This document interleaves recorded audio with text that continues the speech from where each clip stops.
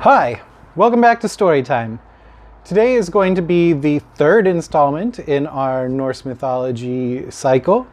This is the story of Kvasir and the Mead of Poetry.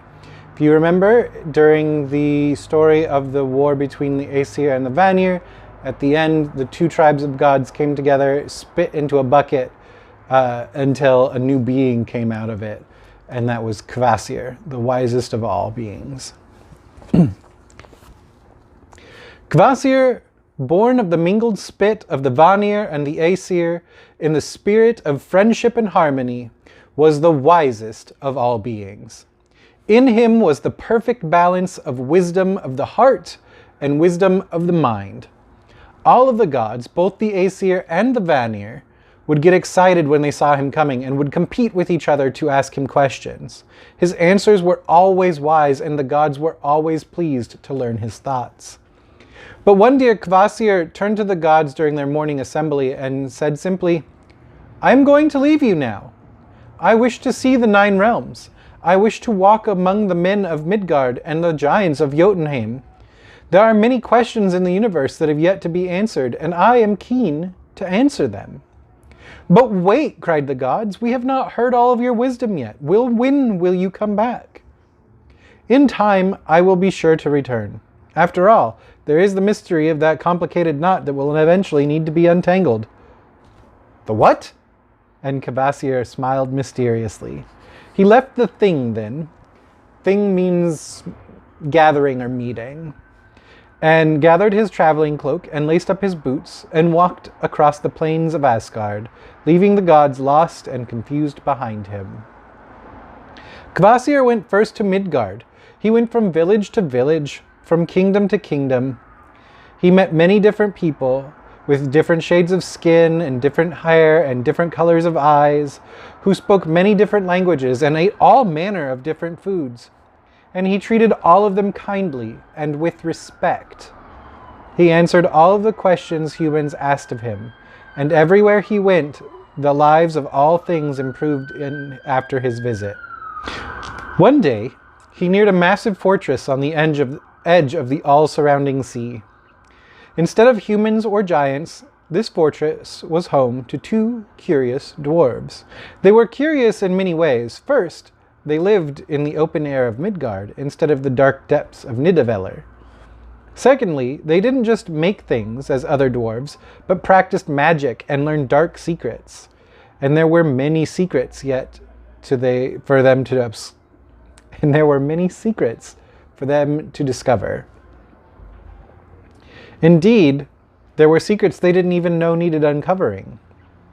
These dwarves were named Fjalar and Galar, and they were very excited to see Kvasir approaching their fortress.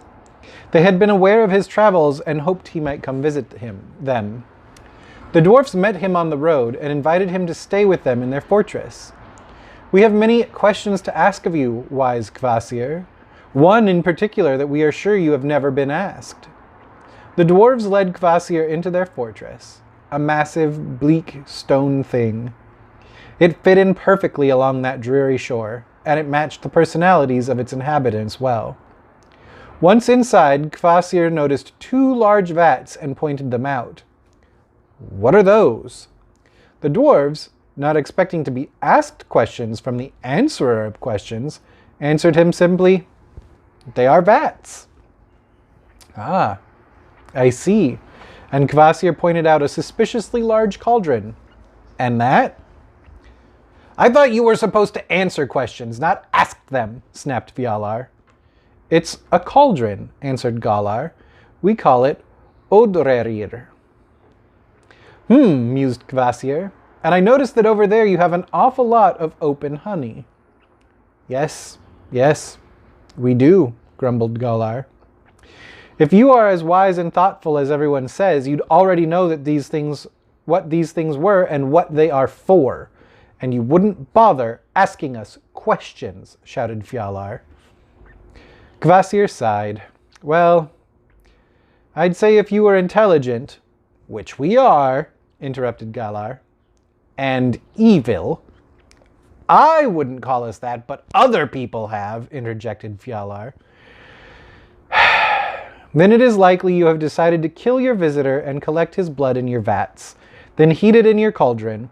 Once the blood has heated, I suspect that you'll add the honey and let it ferment until it became the finest mead in all the realms. A mead that, while intoxicating, also gifts anyone who tastes it with the gift of poetry and scholarship. Fjalar looked at Galar. What do you know? He is as wise as they say. And then they slashed Kvasir's throat and held him over the vats, collecting his blood. Once the body was drained, they poured the blood into the cauldron and heated it slowly, adding in the honey at just the right moment. Then they let the mixture cool and ferment until it became a fine mead. When it was finished, they each took a sip and were delighted to find that each of them was now gifted in verse and rhyme, able to craft song and poetry befitting both the highest courts and the roughest mead halls. And their wit and scholarship was increased as well, and they realized there were secrets out in the universe that they had never considered needed uncovering. A few days later, the gods came searching for their friend who had been gone a very long time. Good mead takes many months to ferment, after all. They demanded that the dwarves tell them where Kvasir was, for they knew that he was last seen in their company on the road. "Oh, yes," said the dwarves, "we did meet him, and we invited him to be our guest. But he was quite impolite. When he realized we were dwarves of Nidavellir, he thought us unworthy of his answers and choked to death on his own wisdom." "He died then?" said Loki suspiciously. "Sadly, yes," answered the dwarves, and they brought out Kvasir's lifeless body so that the gods could return it to Asgard and perform the proper rites for it. And so, the dwarves crafted and kept the mead of poetry.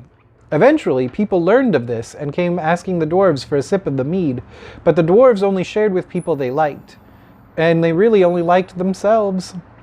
Eventually, a powerful giant named Gilling showed up at their door, wanting a sip of the mead of wisdom and poetry.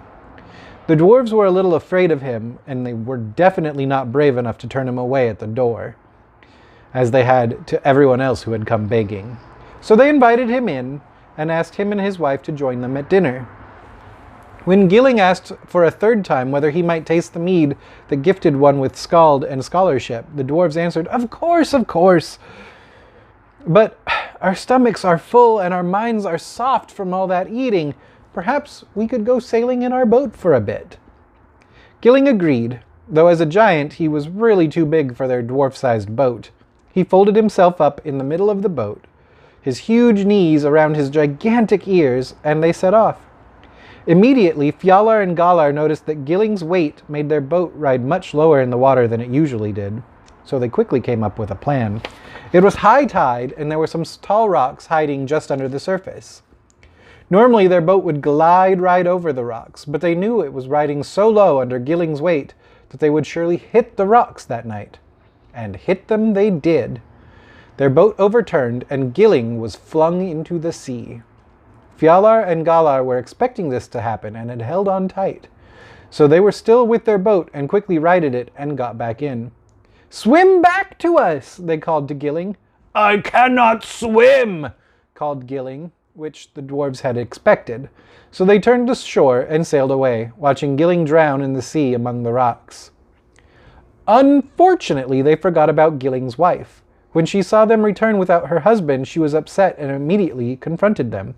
"Where is my husband? Why do you return without him?" "Oh, he's dead," said Galar bluntly. "Fell out of the boat and drowned," Fjalar said without compassion. Hearing this, the giant wept and wailed as if her soul were being ripped from her body, and anyone who has lost a loved one can relate to that feeling. But these dwarves were mean creatures, unkind and uncaring. "Will you be quiet?" demanded Galar. "Your gigantic wails are hurting my ears." "And stop crying," shouted Fjalar. "Your gigantic tears are flooding my workshop." But that just made the giant cry louder. And really, when has anyone calmed down when someone commands that they calm down? "Would it help if I showed you where he died?" asked Fjalar, getting a terrible idea. The giant wiped her eyes and nodded. "Stand over there, and I'll point it out to you." Galar caught onto his brother's plan and rushed up the stairs as the giant crossed the fortress and walked out the door. As she moved out from under the doorway, Galar dropped a huge stone from the walls above her, crushing her skull. "Finally," said Fjalar. "I was getting very tired of all that noise. And those tears." And he and his brother unceremoniously rolled her body into the sea. Inspired by the mead, they each composed a song about the death of Gilling and his wife, and they drunkenly sung their songs from the top of their tower. One morning, many days later, they woke up in a strange place that they had not fallen asleep in. They found themselves on the hard planks of a ship. A giant ship. They looked around and saw that the sea was an angry black that matched the storm clouds roiling overhead. They didn't know the person rowing the boat, but he was clearly a giant. "Who are you?" the dwarves asked. "I am Suttung," said the giant, "son of Gilling, and I heard your song on the wind." "I don't know what you're talking about," said Fjalar. "Yes, you do," said Suttung. "The song in which you brag about murdering my parents." "Oh," said Galar. "That song." Fjalar elbowed his brother to get him to shut up, but it was too late. Suttung stopped rowing and pointed beyond the bow of his ship at some rocks. "We're here," he said simply. The dwarves looked to where he was pointing and knew where they were. It was the rocks they'd hit in their boat, the rocks they'd left Gilling to drown among. Suttung picked them up and placed each dwarf on a different rock, then sat back at his oars to leave. "Wait! You can't leave us here!" Fjalar cried. "When the tide comes in, it will cover these rocks and we'll drown. Our hands are tied together. We can't even try to swim." "I know," said Suttung as he began to slowly row away. "Wait! Let us buy back our lives," the dwarves called. "What could you possibly have that would be of value to me?" asked Suttung. "I am rich among giants. I have many slaves. I have fields full of crops and mountains full of treasure. You have nothing that I do not already possess." "We have the mead of wisdom and poetry," Galar cried as the waves crept up around his neck and began to seep into his mouth and down his throat, making him choke and sputter. "We made it from the blood of Kvasir, wisest among the gods," added Fjalir. "2 vats and 1 cauldron, all full of this magical, marvelous mead. Free us, and we'll share it with you." Said Suttung. "I'll think about it." "If you think about it, we'll die," said Galar. "Free us now, and it's yours. All of it." Fjalar glared across the rising sea at his brother. "That is a fair blood price," agreed Suttung. "The mead of wisdom and poetry for your lives." And he pulled them both out of the sea and put them back in his ship. Suttung took all the mead Fjalar and Galar had made of Kvasir's blood, and likely many other marvelous things as well, for the dwarves were cowed and scared from nearly having been drowned. Suttung took the mead back to his home in Jotunheim and hid it deep in the mountain called Hnitbjorg, and set his daughter Gunnlaug to guard it. The dwarves, meanwhile, told their sorry tale to all who would listen. They told of how they'd tricked both Kvasir and Gilling and his wife and killed all 3 of them. They told of how Suttung had nearly drowned them and robbed them of the mead in recompense for the death of his parents. They told their stories in the markets. They told their stories in inns and mead halls. They told their stories when ravens were near. And that is how the mead of poetry was brewed, and how Suttung came to possess and guard it. And that's the end of the 3rd story in our cycle in the Norse Mythology series. I hope you enjoyed it. It was a little bit violent and bloody, but nothing is made without sacrifice, as we will learn in later stories. As always, I'll put some content warnings in the description. It's up to you if you let your kids listen to the myths or not. I think they're probably fine for bigger kids, but I wouldn't share them with my 4-year-olds if I had a 4-year-old. So yeah, I hope you're all holding out okay. I'm finishing week 3 in isolation. It's a bit rough, but we'll get through it together. Stay tuned for the next story, and I'll see you next time. Bye.